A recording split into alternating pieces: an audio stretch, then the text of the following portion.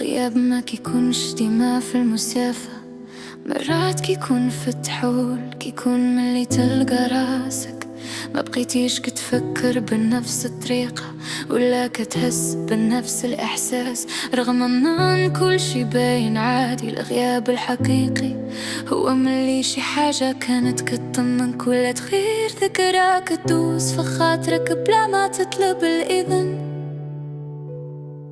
في الأول كنت كنحسب أن الوقت غادي يصلح كل شي، وأن الأيام غادي تمحي التفاصيل، ولكن الوقت ما كيمحيش. الوقت غير كيعلمك كيفاش تعيش مع اللي بقى، كيعلمك كيفاش تتعامل مع الفراغ وكيفاش تسمي الأشياء بسميتها بلا خوف. مشيتي وما وقعت حتى شي فوضى، الدنيا ما وقفتش والنهار ما تبدلش، ولكن في الداخلي كان واحد الصمت مختلف. صمت ما كيجرحش ولكن كيطرح أسئلة على شي ناس كيدخلوا حياتنا بقوة وكيخرجوا منها بهدوء. علاش القلب كيبقى متعلق حتى من اللي العقل يكون فاهم. تعلمت مع الغياب نسمع بزاف ونهدر قليل، نراقب راسي ونفهم ردود فعلي ونسول نفسي على شنو كان نستاهل فعلا. حيت بعض العلاقات ما كتساليش بخسارة، كتسالي بوعي جديد، وهذا الوعي مرات كيكون أثمن من أي بقاء.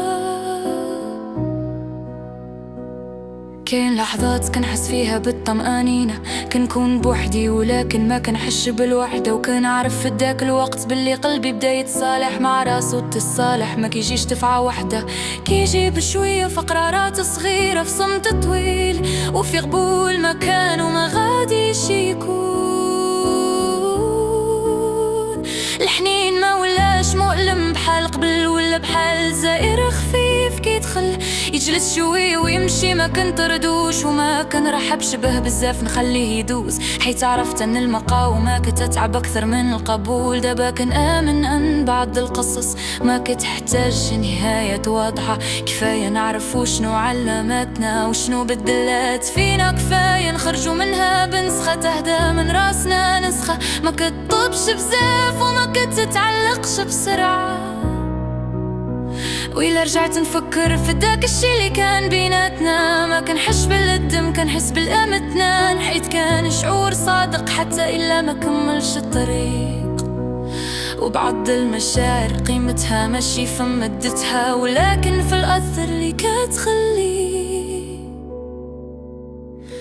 اليوم بيني وبين الغياب واحد التفاهم صامت، ما نرجعش نطلب اللي فات وما نغلقش قلبي خوف ان اللي جاي. نخلي الباب محلول على مهل بلا استعجال، حيت تعلمت ان السلام الداخلي ما كيجيش متعلق، كيجي من الفهم.